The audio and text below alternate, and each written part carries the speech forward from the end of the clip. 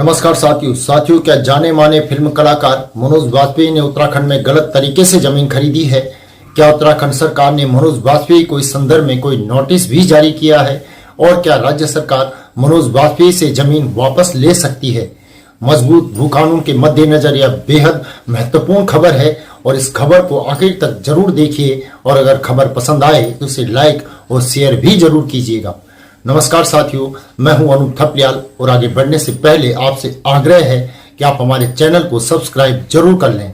साथ ही साथ आप नीचे दिए गए नंबर या फिर QR कोड के माध्यम से हमारा सहयोग भी जरूर करें। साथियों, बात 2019-20 की है।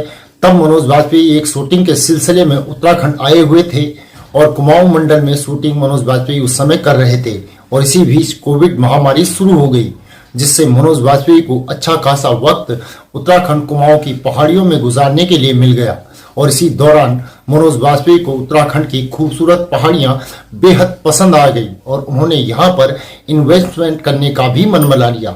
मनोज वाजपेयी उत्तराखंड में जमीन खरीदना चाहते थे और किस नियम के तहत वह जमीन खरीद सकते हैं, इसको उन्होंने खंगालना शुरू किया।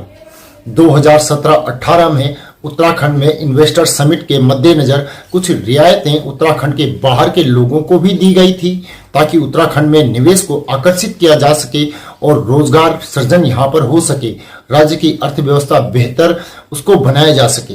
इसीलिए मनोज वाजपेयी को मौका मिल गया कि उत्तराखंड के कुमाऊं के अल्मोड़ा में कृषि योग्य भूमि वो खरीद सकते हैं।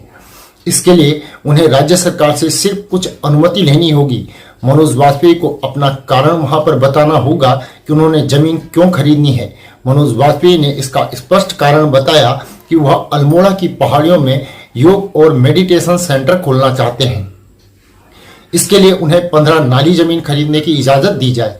राज्य सरकार ने उनको इजाजत दे दी, लेकिन 2020 से अब तक यानी 2024 तक मनोज वाजपेयी ने जिस पर्पज के लिए जमीन खरीदी थी, योग और मेडिटेशन सेंटर के लिए, वह पर्पज वह अभी तक पूरा नहीं कर पाए हैं।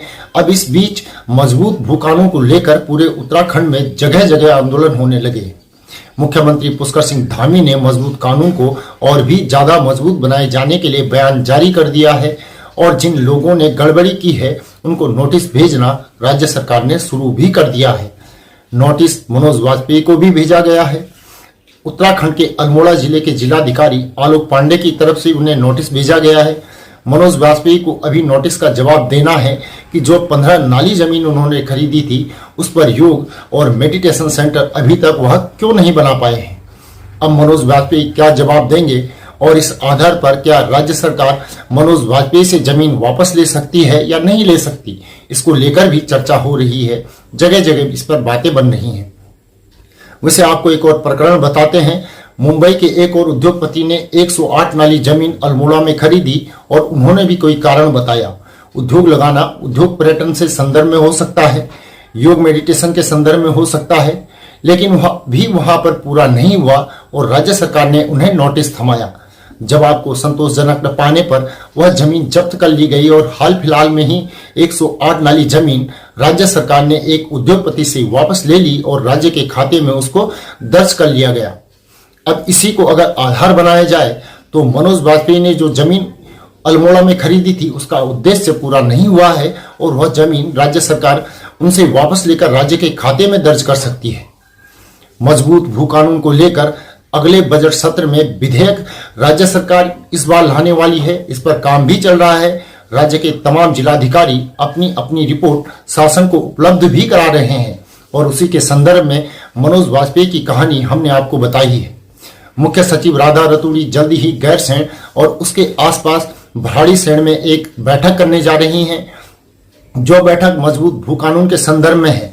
ऐसा माना जा रहा है कि आसपास के जो पहाड़ी क्षेत्र हैं, अल्मोड़ा, पिथौरागढ़, बागेश्वर, इधर रुद्रप्रयाग और चमोली, यहाँ के जिलाधिकारी अपनी रिपोर्ट पूरी तैयारी के साथ राधा रतूड़ी को वहां पर देंगे और वहां पर इस तरीके के मामलों पर कोई फैसला लिया जा सकता है। मनोज वाजपेयी से सीधा जमीन वापस इसलिए अभी तक नहीं ली गई है क्योंकि वह एक VVIP जैसा नाम है और वह ग्लैमर इंडस्ट्री से भी जुड़े हुए हैं और अगर किसी भी तरीके की मीडियाबाजी होगी तो कहीं कोई क्रिकरी न हो जाए, इसीलिए मनोज वाजपेयी को अपना पक्ष रखने का राज्य सरकार ने भरपूर मौका यहां पर दिया है।